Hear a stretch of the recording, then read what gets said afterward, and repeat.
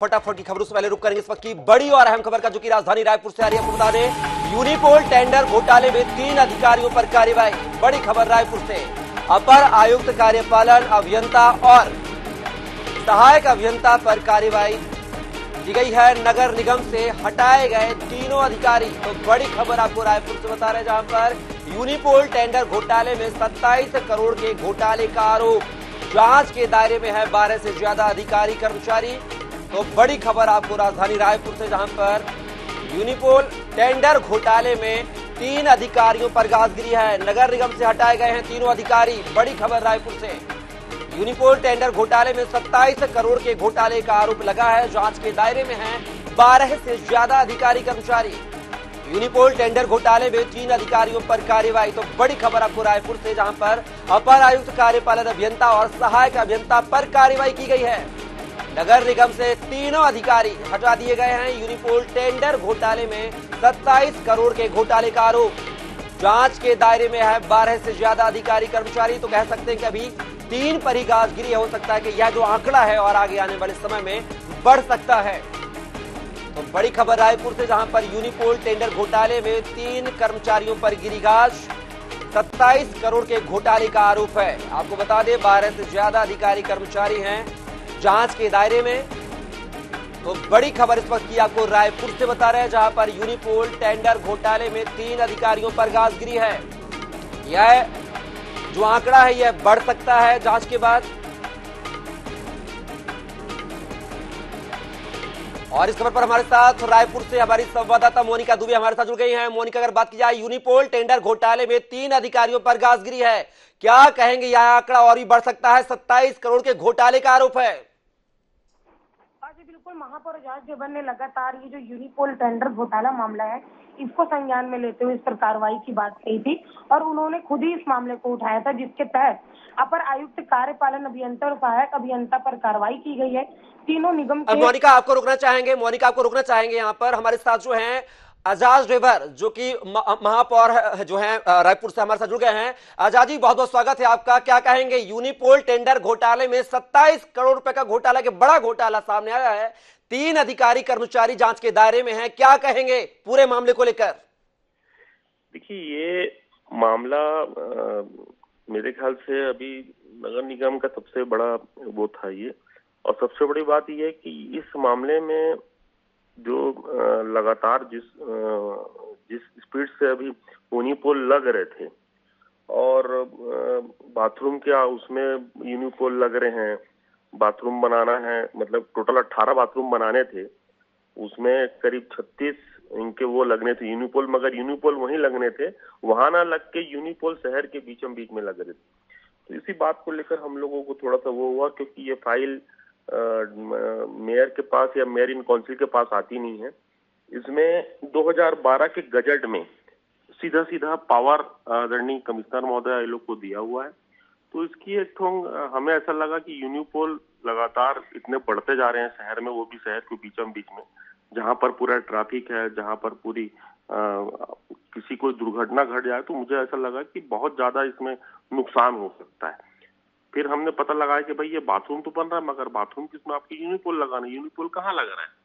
तो पता लगा कि यूनिपोल शहर के बीचों बीच में लगा रहा है। जो टाटीबंद में यूनिपोल लगा है उसका वो यहाँ पर लग रहा है, बोर्ड जयसन चौक में लग रहा है। तो ये चीज फिर बाद में सब पूरे तरीके से इसको देखा गया, पूरे तरीके से एक चीज को परखा गया, पूरी फाइलें पढ़ी गई, पूरे उसको देखा गया। तो कुल मिला के ये पाया गया कि पूरे तरीके से एजेंसी को लाभ पहुंचाने के लिए इस तरीके का वो हुआ। उसके बाद फिर मैंने कार्रवाई के लिए वो किया, क्योंकि देखिए ये कार्रवाई को तो हम लोग इसलिए बोलेंगे क्योंकि कार्रवाई जो हुई है वो ऊपर से हुई है, डायरेक्ट राज्य स्तर पर हुई है। हमने माननीय मुख्यमंत्री जी को भी इसकी चिट्ठी लिखी थी, माननीय मंत्री जी को हमने इसमें अवगत करवाया था, माननीय सेक्रेटरी महोदय को अवगत कराया था। तो बहुत सारी बातें अभी निकल कर सामने आई और अधिकारी 2-3 अधिकारी को उन्होंने यहाँ वहाँ किया है। मगर अब यह है कि हमारी भी एक समिति बनी हुई है। अब क्योंकि बड़ी समिति ने अपना निर्णय जो है राज्य स्तर पे दे दिया है, तो हमारी समिति भी अब देखते हैं, क्योंकि हमारी समिति भी करीब 6 लोगों की समिति बनी है, जिसमें खुद सुनील चंद्रवंशी जी खुद उसके सदस्य थे, क्योंकि अभी राज्य स्तर का फैसला है, राज्य शासन ने फैसला लिया है। अब हमारी समिति देखिए इसमें क्या होता है, मगर यह है कि हमारी समिति जो मेयर इन काउंसिल ने जो बनाई है, 4 MIC और 2 इसमें अधिकारी थे, तो ये समिति अब क्या निर्णय लेती है ये देखना है। अच्छा जी, जो 12 अधिकारी इस जांच के दायरे में हैं, तो क्या जो आंकड़ा है अधिकारी कर्मचारियों पर कार्रवाई का क्या और आगे और भी बढ़ता हुआ नजर आएगा? देखिए, मुझे ऐसा लगता है कि अब हम लोग कार्रवाई के लिए वो नहीं कर सकते हैं। हमने सिर्फ कार्रवाई की हम अनुशंसा करते हैं, क्योंकि ये जो प्रशासनिक जो पावर है वो या तो राज्य शासन को है या तो फिर कमिश्नर को है। लेकिन आजाद जी, इसमें आप साथ तो देंगे ना, क्योंकि कहीं ना कहीं नगर निगम का बड़ा घोटाला है, महापौर की बड़ी जिम्मेदारी होती है, आपकी भी एक अहम भूमिका होती है। इस तरह के घोटाले से कहीं ना कहीं आपका भी नाम कहीं ना कहीं खराब होता है, तो इसमें आप सहयोग करेंगे ना पूरी जांच कमेटी को? अरे माननीय महोदय, ये मेरे द्वारा उठाया गया मुद्दा है जी। मतलब इसको कोई भारतीय जनता पार्टी ने या फिर कोई इसको दूसरे ने नहीं उठाया। इस मुद्दे को मैंने उठाया है, इसलिए इतना ये मुद्दा सामने में आया है। और जांच की क्या बात है, हम खुद ही इसमें इतना लगे हुए हैं, हम खुद ही चाहते हैं कि इसमें परत दर खुलना चाहिए। देखिए, हमारी सरकार या आदरणीय भूपेश बघेल जी की सरकार, आदरणीय भूपेश बघेल जी ने भी तुरंत इसको संज्ञान में लेते हुए इसकी जांच के लिए वो बनाई, कमेटी बनाई। राज्य स्तर पे भी कमेटी बनी, हमारे स्तर पे भी कमेटी बनी। अब उसमें आशीष टिकरिया जी उसके अध्यक्ष हैं, जो राज्य शासन की तरफ से बना है। हमारे यहाँ जो कमेटी बनी है उसमें चेयरमैन आदरणीय श्री कुमार मेनन जी हैं।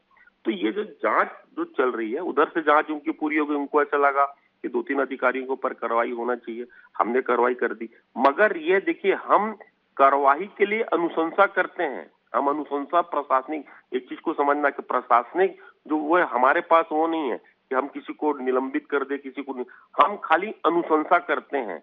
और जो भी समिति हमारी है जो बनी है, वो जो निर्णय करेगी वो हमको सर्वमान्य, हम वो समिति को ऊपर भेजेंगे। जो निर्णय होगा समिति का, चाहे समिति उनको हटा दे, समिति उनको ये बोल दे कि भाई उनको निष्कासित करो, उनको निलंबित करो, जो भी, या फिर रिकवरी करवाओ, जो भी समिति निर्णय लेगी वो हमको सर्वमान्य है। और दूसरी चीज, हम सिर्फ और सिर्फ अनुशंसा कर सकते हैं, और वो अनुशंसा हमारी समिति के सदस्य जो करेंगे वो सही होगा। अच्छा जी, अंतिम सवाल, इस तरह की क्या रणनीति बनाएंगे आगे भविष्य में कि ताकि इस तरह के जो घोटाले हैं उन पर लगाम कसी जा सके? देखिए, ये बात बहुत सही है कि ये इस चीजों को लेकर वाकई में जो हमारे उसमें भी इस पॉलिसी को थोड़ा सा आदमी को चेंज करना चाहिए। क्योंकि मुझे लगता है कि अगर एक ये जो नगर निगम जो होता है, ये 2 पहियों के सामने जो होते हैं, जिसमें कमिश्नर और महापौर होते हैं, तो अगर आप एक ही पहिए को बहुत सारा अगर उसमें हवा भर देंगे और एक पहिए को में 34 भरोगे और एक पहिए में आप 40 हवा भर दोगे, तो स्वाभाविक है वो टायर तो फूटेगा ही ना। तो उसी तरीके का ये हुआ है। आपको ये जो राजपत्र हुआ है उसमें थोड़ा सा इनको संशोधन करना चाहिए। और जो भी है, क्योंकि अगर जनप्रतिनिधियों के सामने बात आती है, मेयर इन काउंसिल के सामने बात आती है, ये सब जब बातें होती है तो उसमें फिर पूरे तरीके से बातों को बड़ी सूक्ष्मता से बड़े उसमें इसको जांच की जाती है। उसके बाद फिर MIC के पूरे निर्णय, पूरे मेंबर लोग अपना अपना जो है राय देते हैं, अधिकारी अपना राय देते हैं, उसके बाद फिर उसमें मोहर लगती है। तो मुझे लगता है कि ये जो मुद्दे हैं, ये जो पॉलिसी 2012 का जो राजपत्र आया है, उसमें जरूर संशोधन करना चाहिए। और ऐसा कोई पावर ना जाए जिसमें सिर्फ अधिकारियों को पावर दे दिया जाए। इसमें अधिकारियों के साथ साथ जनप्रतिनिधियों को भी आपको उतना अधिकार देना होगा, जिससे इस तरीके के जो बड़े स्कैम हैं, जो इस तरीके के जो बड़े घोटाले हैं, वो ना। चलिए आजाद जी, आपने हमारे साथ जो तमाम रायशुमारी जो शेयर किया, साझा की, उसके लिए बहुत शुक्रिया आपका। और इस तरह की जो कार्रवाई है, कहीं ना कहीं इस तरह की कार्रवाई से अधिकारियों कर्मचारियों में जरूर लगाम लगती हुई नजर आएगी और घोटालों पर कहीं ना कहीं रोक लगेगी जरूर।